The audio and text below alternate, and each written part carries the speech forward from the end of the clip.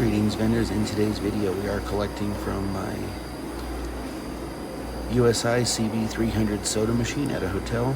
Checking the buttons. I'm starting to get some more worn out on the selection buttons, so I'll have to come up with something new since USI no longer makes that part.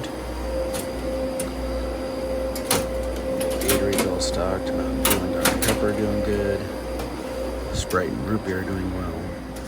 Let's see what it did for cash.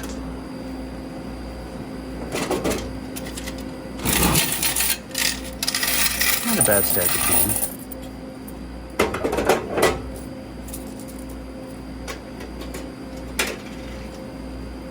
This machine did $30 for the week.